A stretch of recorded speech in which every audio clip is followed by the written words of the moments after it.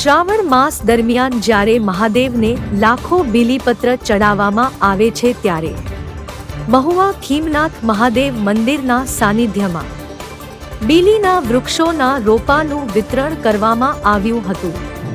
ત્યારે મહુવા ખીમનાથ મહાદેવના મંદિરમાં મહંત શ્રી ભગતબાપુ દ્વારા એક અનેરો પ્રયાસમાં મહાદેવના અતિપ્રિય બીલીપત્રના વૃક્ષનો જતન કરવા લોકોને સમજાવ્યું હતું, જેમાં પર્યાવરણ બચાવવા એક બીલીનું વૃક્ષ વાવી તેમનું જતન કરવા ભારપૂર્વક જણાવ્યું। ખીમનાથ મહાદેવના મંદિરમાં આવતા દર્શનાર્થી ભાઈ બહેનોને પ્રસાદ રૂપે બીલીના વૃક્ષનો રોપા આપી અને મહુવા મિની કાશ્મીર કહેવાય તે લીલું જ રહે તેવી ભાવના સાથે લોકોને આગ્રહ કર્યો હતો।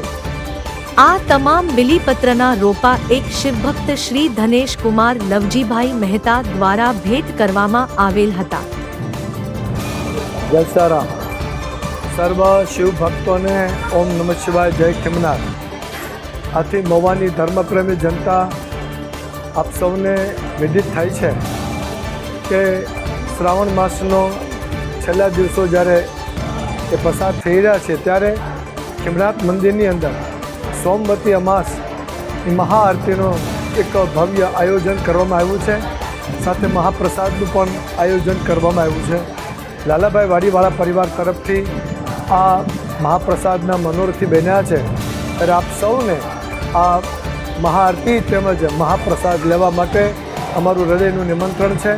સાથે સાથે મહુવાને કાશ્મીર બનાવવું છે અને આતંકવાદ મુક્ત કાશ્મીર અને દિલ્હી સાથેનું કાશ્મીર બનાવવું છે, વૃક્ષો સાથેનું કાશ્મીર બનાવવું છે, ત્યારે ઘરે ઘરે એક એક બિલ્વપત્રના રોપા રોપવામાં આવે અને એનું જતન થાય અને વૃક્ષને મોટું કરવામાં આવે। તો એ માટે મહુવાની અંદર ખીમનાથ મંદિર અમારા સેવક સમુદાય દ્વારા આ એક મોટું અભિયાન અમે છેડ્યું છે। ત્યારે આપ સર્વો એક એક રોપો તમારા આંગણે રોપવા માટે વિનંતી। આપ સૌને જય સિયારામ, જય ખીમનાથ।